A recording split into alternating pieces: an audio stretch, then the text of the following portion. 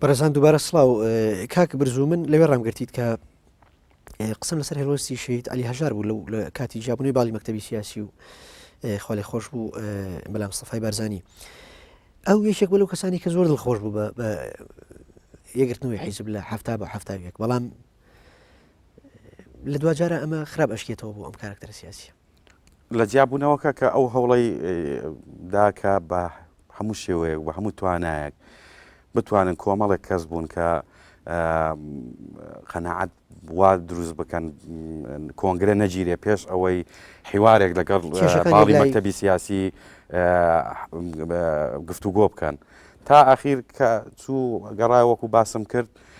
ئەمە بۆ وای لێهات ئەگەر بەهاتایە و کۆمەڵێک لەو ئەندام و کادیرانەی کە بەشدار بووی کۆنگرە و کۆنفرانسەکەی ماوەت بوون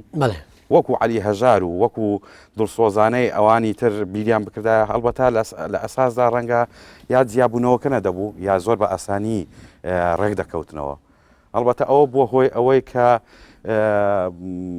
کۆمەڵێک پێی خۆش نەبوو ئەسڵەن ئەو یەکگرتنەوە ببێ بۆیە زەریبەکە شەهید عەلی هەژار لە کۆنگرەکە دای کە نەیتوانی ئەو دەنگە بەدەست بێنێ زۆر باشە شەهیدان عەلی هەژار و کاردۆ گەڵاڵی بە تایبەت شەهید عەلی هەژار لە وەک خۆت ئاماژەت پێکرد لە ساڵی 1956 پەیوەندی کات بە شۆڕشی ئەیلول و ڕیزەکانی پارتی دیموکراتی کوردستان و دواتر لە هەفتاکان شەهید کاردۆ گەڵاڵیش دێتە ناو هەمان حیزب و پارتەوە تا 1975 کە هەرسک و نسکۆ ڕۆیەت پرسیارەکەی من ئەمەیە ئایا هەڵوێستی ئەم دوو کارکتەرە سیاسیە لە ساتە وەختی ڕوودانی هەرس و وەستانی شۆڕش و بێئومێدبوونی کووردا چی بوو؟ بەڵێ بە تایبەت ئەو کاتە شەهید عەلی هەژار بەرپرسی ڕێخستن بوو لە ناو پارتی دیموکراتی کوردستان کە نسکۆ بە شۆڕش هات کارەساتێکی گەورە بوو بۆ هەموو میلەتەکە و بە تایبەت عەلی هەژار کە یەکێک بوو لەو کەسانەی کە زۆر پێی تێکچوو بوو نەیدەتوانی بڕوا بەخۆی بکە کە چۆن ئەو شۆڕشە گەورە تێکچوو بۆیە لە دەرەنجام کە کورد ئاوارەی ئێران بوو لە خانە پەیتا پەیتا دڵنەوایی ئەو گەنجان و ئەو پێشمەرگانەی دەدایەوە کە شۆڕش بەردەوام دەبێت و شۆڕش درێژەی دەبێت و ئەوە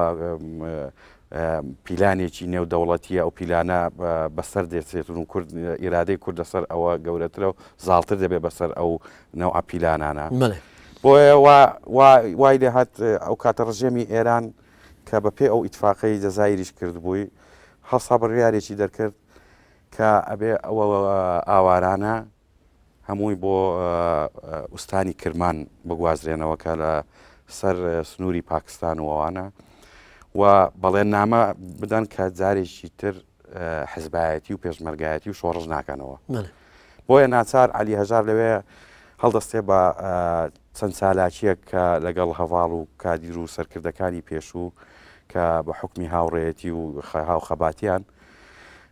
سەرەتا کۆبوونەوەیەک لە نەغەدە دەکرێت لە ماڵی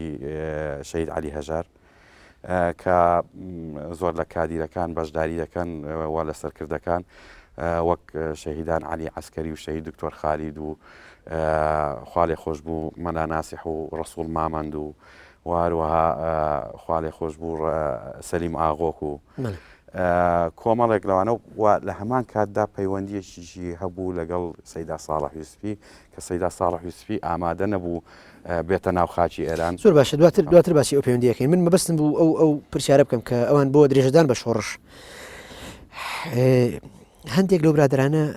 بە دژهارەز ناوەبران لەو کاتەیە وەکو شەهیدان سەیدا ساڵح یوسفی و شەهید عەلی عەسکەری و دکتۆر خالید و ئیبراهیم ئەحمەد و عەلی هەژار و هەتا قسە لەسەر ئەوەیە کە زۆر بە تایبەت شەهید عەلی عەسکەری ئەنێرن لای خوا لێ خۆش و مەلا مستەفای بارزانی بۆ ئەوەی کە شۆڕش نەوەستێنێت ڕۆڵی ئەم سەرکردە سیاسیانە لەو کاتەیە کاریگەری چەند بوو لەسەر ئەوەی کە شۆڕش بەردەوام بێت ئەمان چه هەوڵ و کۆشییان کرد لەو پێناوەیە هەڵبەتە من زیاتر لە وردەکاریەکان زۆری ئاگادارنی و نایزانم لە تەمەنی منانە بووە بەڵام من بەپێ ئەو لێکۆڵینەوانەی کردوومە کە زۆر لەو کەسایەتیانم بینیوە تۆ لە نزیک دۆستەکانی باوکت بینیوە هاوڕێ شۆڕژێرەکانت بینیوە وەروە لەوانێک کە لە باوکم ژێم لێ بووە دواتر ئەو کات بە ئەو کۆمەڵەکە کۆ دەبنەوە قەناعەتی وان ئەوەیە کە نابێت چۆکدا بدەن بۆ دوژمن بە هەموو شێوەیەک دەبێت شتێک بکەن شەڕی پارتیزانی دەست پێ بکەنەوە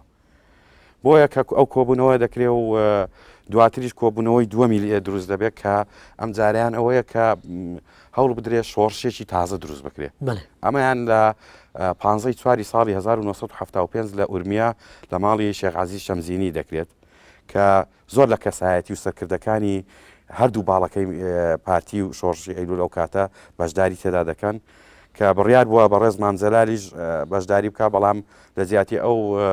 مامۆستا ئیبراهیم ئەحمەد خوا لێ خۆش بوو بەشداری کردووە. مامجەلال بۆچی بەشداری ئەو کۆبوونەوە ناکات؟ من ئەوەم لە وتارێکی خوا لێ خۆش بوو ڕەسوول مامەد خوێندرێتەوە کە لەسەر عەلی هەژاری نووسیوە باسی ئەو کۆبوونەوەیە دەکات کە دەڵێ نەیتوانیوە بەشدار بێت. تەنها ئەوەندە دەڵێ نازانم بۆ کاری بەشداری نەکردنەکەی ئاماژە پێ نەکردو. بەڵێ پێم وایە هەڵە نەبم ئەو کاتە لە ناوخاچی ئێران نەبووە لە دەرەوەی وڵات. بەڵێ لە دەرەوەی وڵات بووە. بۆیە لەو کۆبوونەوە بڕیار دەدرێت کە بە هەمویانەوە کە ئەوە یەکپارچەی ئەو بڕیارە ئەوە بووە کە شۆڕشێک بکەنەوە بەڵام هیچ ناوێک و شتێک پێشنیار نەکراوە ئەو کاتە. دواتر کۆبوونەوەی مەهاباد دەکرێت لە ماڵی شەهید عەلی عەسکەری لەوێ بڕیار دەدرێت کە بە چەند لایەکە ئەو سەرکردانە بگەڕێنەوە بۆ ناوخاچی عێراق و لەبەرەوەی لە ئێران هیچ ناکرێ و ئێرانیش دەستی بە ڕاگواستنی هەموو خەڵکەکە کرد بۆیە ناچار بوون کە گەڕانەوە ئیتر لە سنوورەکانی حاجی ئۆمەران و پێنجوێن و ئەوانەوە کە لە گەڕانەوە ئیتر پەیوەندیان دەست پێ کردەوە و دواتر لەگەڵ سەیدا ساڵح یوسفی و بیرۆکەی بزوتنەوەی سۆسیالیست هاتە ئاراوە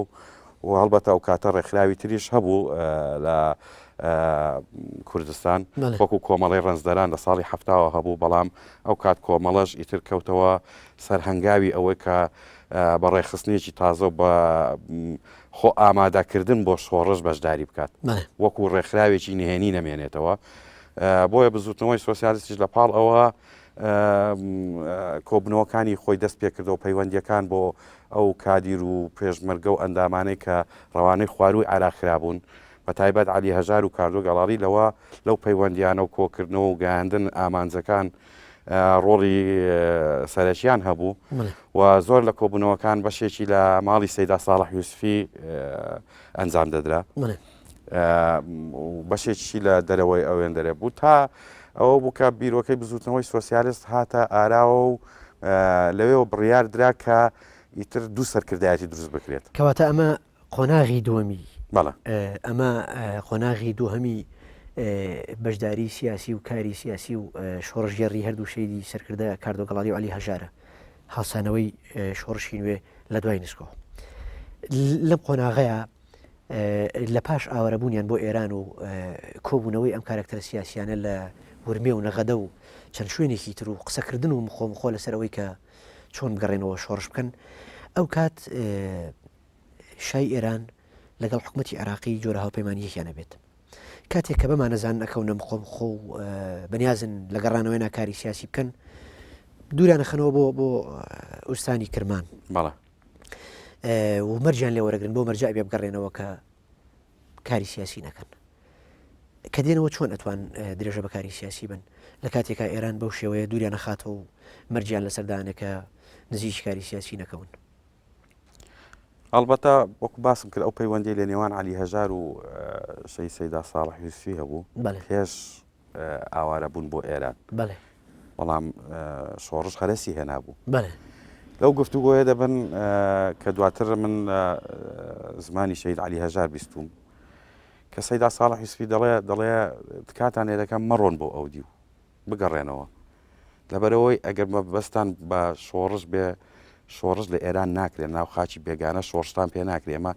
لە ناو خاچی خۆمان دەتوانین شۆڕش بکەین بۆیە کە سەیدا ساڵح یوسفی دەگەڕێتەوە ئیتر لەو کۆبوونەوەی دووەم کە لە ماڵی شەهید عەلی عەسکەری دەکرێت لە مەهاباد لەوێ بڕیار دەدرێت کە بە چەند لایەکە بگەڕێنەوە ینی تەسلیم بە ڕژێم بنەوە بە نهێنی کارەکانی خۆیان بکەن ئەگەر ڕژێم ئەو کۆبوونەوەی ببوورە لە ماڵی شەهید عەلی عەسکەری ئەکرێتیا لە ماڵی عومەر مستەفا عومەر دەبابە خۆی هەندێک لەسەر چاوەکان بەڵێ لە هەردوو لا کراوە لە هەردوو لا کراوە بە حکمیەوەی لە یەک شارە بوون ئەو کاتە بەڵام خۆی هەمووی سەرەتاکەی دەگەڕێتەوە بۆ ئەو کۆبوونەوەی کە لە ئورمیە کرا کە بڕیاریاندا بە هەموو لایەک بە هەموو سەرکردەکان بە بیرروڕاجیاکانی کە هەر لە هەردوو باڵەکە بوون دەبێت شۆڕش بکرێتەوە مەحاڵە چۆک بۆ ئەو دوژمنە دابدرێتن بەو شێوەیە ئەوە بوو بە ئەساس بۆ ئەوەی کە لە کۆبنەوەکانی داهاتوو ئیتر سەبر بە ئین ڕێخستنیان ئامادە کرد پەیوەندیەکان چۆن بێ کە دەگەڕێنەوە حتمما پێشببینی ئەویان کردبوو کە دوژمن ڕەوانەی خواروی عراقیان دەکارێکە دەکەوێتە شارێکەوە دوای ئەوەی کە گەڕانەوە ئەو پەیوەندیانە بەردەوام بوو سەرەتا لە نێوان ئەو دەستە دامەزرێنەرەی بزوتنەوەی سۆسیالیست پەیوەندیەکی پتە و بەردەوام هەبوو لە نێوانیان بەرنمەیان داڕژ ئیتر چۆن سەردانی ئۆردوگاکانی خواروی عراق بکەن سەردانی ئەو پێشمەرگانە بکەن سەردانی ئەو بەر لەوە ئەمێ ئەم پرسیارە بکەم کاک بەرزوو لە ساتەوەختی گەڕانەوەی ئەم کارکتەرە سیاسی شۆڕژگەرانە بۆ عێراق حکوومەتی ئەو کاتی بەغا بە نادیمین ناوێنە بات بە پەشیمان بۆکان ناوێنە بات و کتابیان پێپڕکاتەوە دەڵێن شەید عەلی ئەژار یەکێک بۆ لەو کەسانی کە ڕازی نەبوو بووی کە بە نادیمین ناو ببرێ لە کتابەکە و توێتی من ئەبێ بە ئایدین ناو ببرێ و ئیمزای کتابەکەی نەکردووە لە کاتێکا کە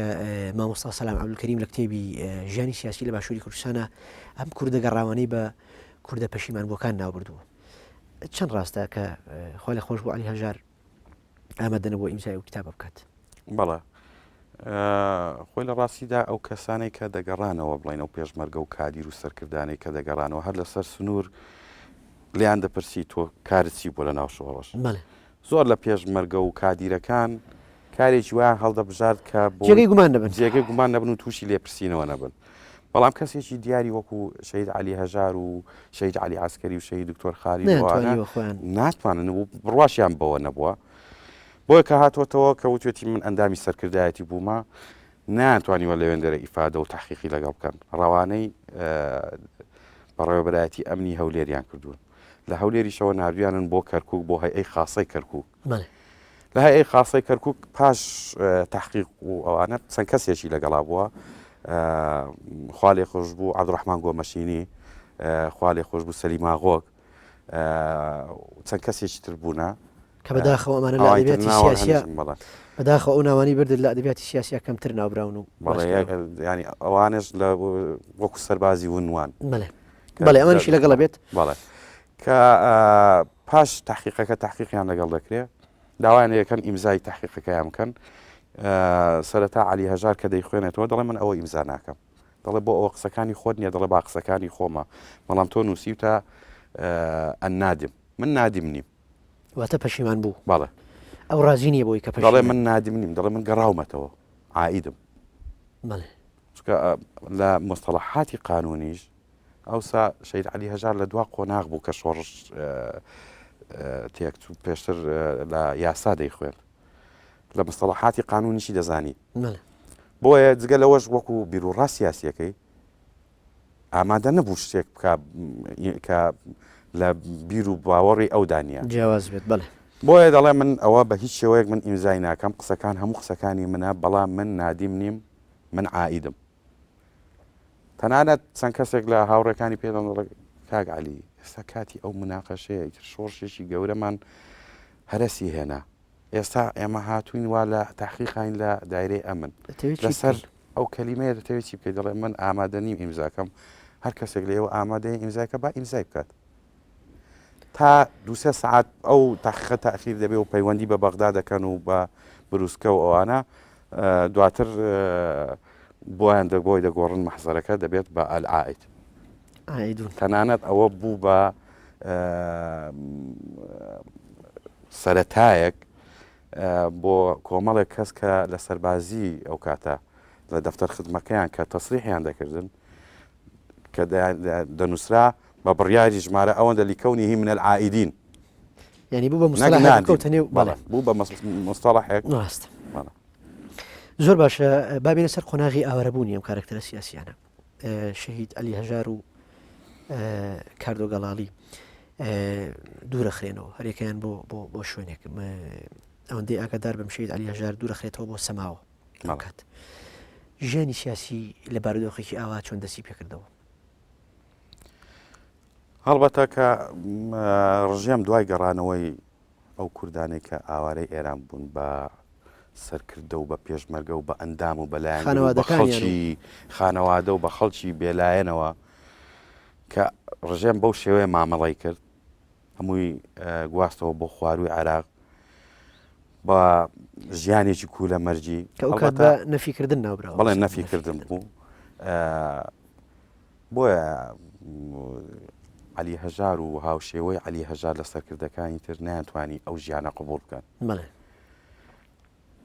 و پێشتری ئەو بەرنامەی کە پێشتر دایان ڕشت بوو ئەگەر ڕژێم بەو شێوەیە مامەڵە بکە ئەبێ بە زووترین کات ئەوان بەرنامەیەکیان هەبێت کە شۆڕش دروست بکەنەوە بۆیە لەوێ هەرچەندە زۆر سەخت بووە سەرەتا بڵێن علی هەژار لە سەماوە ئەو پێشمەرگە و کادیرانەی کە لێی نزیک بوونە لەگەڵ چەند کەسێک کە باوەڕی پێیان هەبووە دەستی پێکردووە کە بەرنامە چی ئەبێت چۆن دەست بە شۆڕش دەکەینەوە دەبێت چۆن ڕێکخراوێکی سیاسی تازە دروست بکەین ئەو ڕێکخراوە بە تایبەت جیاوازی هەبێت لە شۆڕشی ئەیلول بۆی بتوانین ئەو دوو باڵا ئەو ناکۆچی ئەو دوو باڵا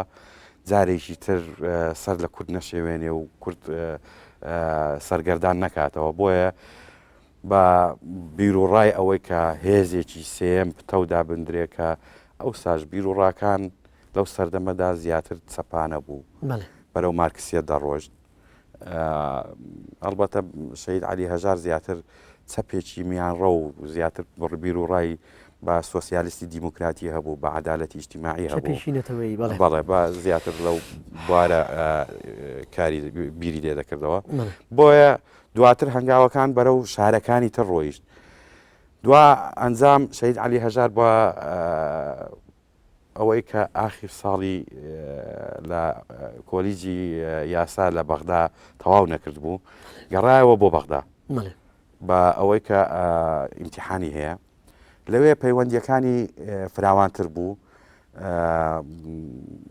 هامشۆی زیاتر بوو لەگەڵ شەی سەیدا ساڵح یوسفی لەگە خوا لێ خۆش بوو ڕەسوڵ مامەد کە لە بەغدا بوو ئەو کاتە و نزیکتر بوو لە شەهیدان دکتۆر خالید و علی عەسکەری کە دەیانتوانی پەیوەندی نزیکتر بکەن شەی سعدی گچکە ئەو کاتە واروە ئەو کۆمەڵی کە لە بەغدا بوون چۆن ببوورە کاگرز و چۆن یەشان ئەدۆزیوە ئەم کارکتەرە سیاسیانە یەکێک لە بەسڕە یەکێک لە ڕوومادی یەکێک لە سەماوە حەڵقەی پێکەوە گرێدانیان لەو کاتەیە چۆن بوو مەسەلەن چۆن شەید علی هەژار توانێتی بچێتە بەغا و چاوی بە سیدا ساڵحی یوسفی بکەوێت ئەگەر باسی ئەو کۆبوون و یەکتی دۆزینەوەی لەو ساتە وەختە سەختەیە چۆن بوو ئەلبەتە ئەو پەیوەندی هەبوو بەڵام ناوی ڕێخستن نەبوو ناوی ڕێکخراوێکی سیاسی بەنهێنی ئەو پەیوەندی هەبوو تەنانەت کە شەید علی هەژار ئاوارەی ئێرانیش بوو کە سەیدا ساڵح یوسفی گەڕایەوە بەغدا پەیوەندی لە نێوانیان هەبوو نامەشی نات تەنانەت بۆ ئەو کۆبوونەوەی کە ئاماژەم پێکرد لە 15 چواری ساڵی 1975 لە ماڵی شێخ عەزیز شەمزینی لە ئورمیا نامەی سەیدا گەیشتە ئەوێ نامە لە بەغداوە ئەو کاتە گەیشتە ئەو کۆبوونەوە بیرروڕای سەیدا لەسەر درێژەدانی شۆڕشتی بوو کە لەوێەوە داوای کرد کە پێویستە بگەڕێنەوە بەڵام گەڕانەوەکەیان بەو شێوەیە بێ ئەو سەرکردانە هەمووی بە لە یەک دەواازەی سنووریەوە نێتەوە بەو شێوەیە نەبێ با قۆناغی بۆ دابدرێ ئەمڕۆ دوو لەو بەرپرسانە بێتەوە دوای هەفتەیەکی دوانی تر بێتەوە بۆ ئەوەی بکرێت کە ئاگداری یەکتر بن و پەیوەندیەکان نەپچڕێ ئەلبەتە پەیوەندیەکان هەر هەبووە بەڵام شێوازی شخصی بووە زیاتر من بڕوام بە تۆ بووە پەیوەندیم لەگەڵ تۆ بووە نامەم بۆ نردووی هەوڵم داوە ببینم تۆ هەوڵ داوامم ببینی بەڵام لە چوارچێوەی ڕێکخراوە سیاسیەکە نەبووە کۆبوونەوەی حزبی نەبووە تا دواتر بەرەو ئەوە ڕۆیشت ئیتر بە بیانووی دانیشتن لەیانە چەند کەسێکی تریشیان دەهێنا بۆ ئەوەی ڕژێم نەیخاتە بەرچاوی خۆی بە تایبەت ئەو کاتە شاعیری گەورەی کورد مامهێمن لە بەغدا بوو زۆر جار مامهێمنیان بانگ دەکرد کە دادەنیشتن بە تایبەت کۆبوونەوەکانی بزوتنەوە ئەو سەرەتاکانی دامەزراندنی جگە لە ماڵی شەی سەیدا ساڵح یوسفی بەشێکی لە شوقەیەک هەبوو شوقەیەکی زۆر بچوو بوو کە شەهید کاردۆ گەڵاڕی لە گەڕەشی حەیدەرخانەی بەغدا بەکرێگرت بوو بۆ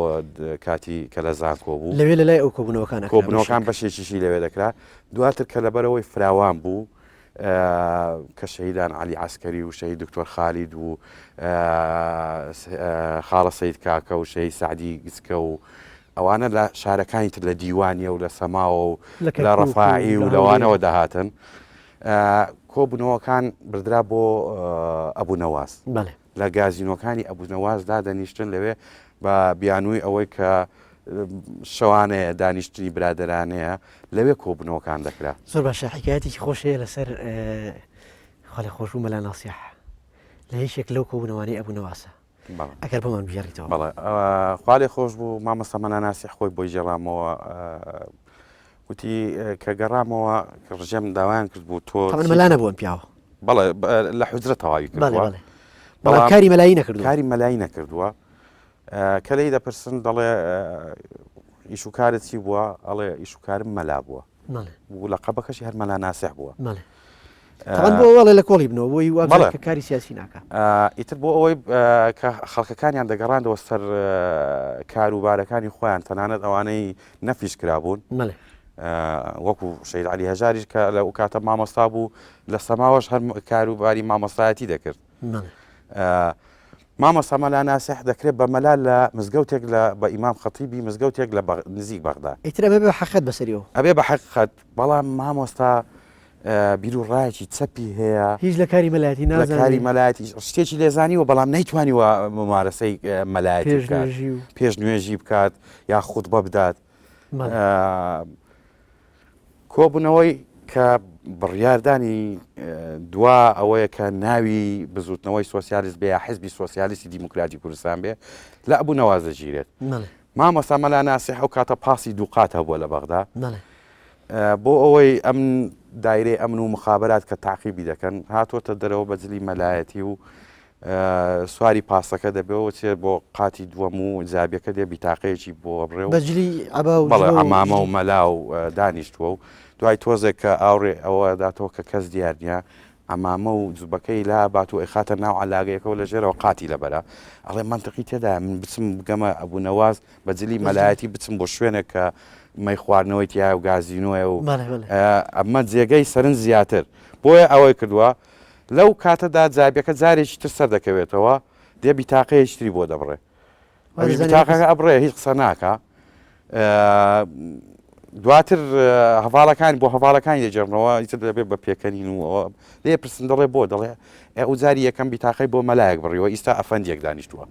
لەبەرەوە ناچار و بیتاقەی دووەمیش بڕەوە زۆر باشە کاک بەرزوو تۆ لە هەندێک لەو دانیشتانەی شەهید عەلی هەژار لەگەڵ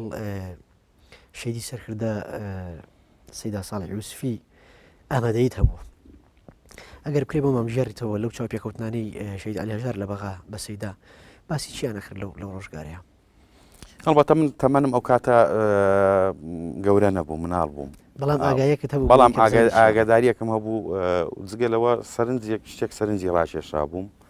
زۆر کات بۆ ئەو کۆبوونەوانە بۆ سەردانی شارەکانی خواروی عراقیش لەگەڵ شەهید عەلی هەژاری باوکم دەڕۆیشتم زیاتر جگە لە پەیوەندی کوڕ و باوک ئەو بڵاوکراوانەی کە ئامادەی کردبوو زۆر کات لەژێر بلوزەکەی من دایەنا بۆەوەی نەبێتە جێگەی گومان لە شوێنێک ئەگەر تەفتیشێک شتێک ڕوو بدات لە ناو جلەکانی من دەیشاردەوە جا تا دەیگوت دەستکاری هیچ نەکەیت بە هیچ شێوەیەک دەری نەکەی تا خۆم دەریەکەم زۆر کات کە دەچوین بۆ چەند جارێک زیاتر یعنی من کە لەگەڵی بوومە بۆ ماڵی شەهید سەیدا ساڵح یوسفی کە شێوەکەم دێتەوە بەرچاو و ئێستا کەسێکی زۆر لەسەر خۆ و هادی وانە بووی تر بە زاراوەیەکی کرمانجی و سۆرانی تێکەڵ لەگەڵ شەهید عەلی هەژار قسەیان دەکرد سەیدا ساڵح یوسفی شتێکی شاراوە نییە کەسێکی ڕووناکبیر و ڕۆشنفکر و سیاسیەکی خاوەن تەجروبە و کەسێکی واقع بین و دوور ناز بوو. ئامان کاتە ئەندامی ئەنجومەنی ئاشتی جیهانی بوو. سەمپۆستێکی جیهانی هەبوو لە یەک لەوانە ئەندامی ئەنجومەنی ئاشتی جیهانی بوو، ئەندامی سەداقەی عراقی سۆڤێتی بوو، جێگری محامینی عەرەب بوو، خۆی نووسەرێکی زۆر بەتوانا بوو، ڕووناکبیرێکی زۆر بەتوانا بوو، بە تایبەت بواری مارکسیەت و چەپ زۆر لێکۆڵینەواتی هەبوو. دەتوانین بڵێن ئەو نامەی کە بۆ سەرکردایەتی حیزبی سۆسیالیستی نارد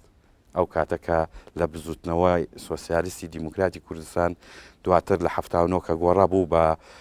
حیزبی سۆسیالیستی کوردستان. نامەکەی سەیدا کە باز لە واقعەیەکی فکریانە دەکات، دەڵێ تکاتان لێ یەکەم، ئێوە شۆڕش دەکەن، باس لە مارکسیەتی علمی دەکەن. کورد نەتەوەیەکە ملەتێکە تا ئێستا کولتوری خێڵ و عەشیرەت و باری کۆمەڵایەتیەکەی ماوە. ئەگەر بتانەوێت شۆڕشەیەکی تێکڕای ملت دروست بکەن، نابێت تەنیان لە بوارێکەوە بڕۆن ئەو بوارە ئەو کاتە زیاتر بەس لە ناو چینی ڕۆشنبیر. زۆر باشە کاک بژوو، لەبەر کەمی ماوە ناچارین ئاماژەم پێکن کە ئەبێ کۆتایی بە بەرنامەکە بێنین. هەوڵەیەن لە ئەڵقەی دووەمی ڕوودا و مێژووا درێژە بە ڕۆڵی شەیدی سەرکردە سەیدا ساڵح و عەلی هەژار و کاردوگەڵاڵی ئەوانی تر بدەین. بیرانی بەڕێز ئەڵقەی یەکەمی ڕوودا و مێژوو کۆتایی هات تا بەشی دووهەم و تەوەرەکانی تر بخواتان سپێنی خواتان لەگەڵ. زۆر سپاس.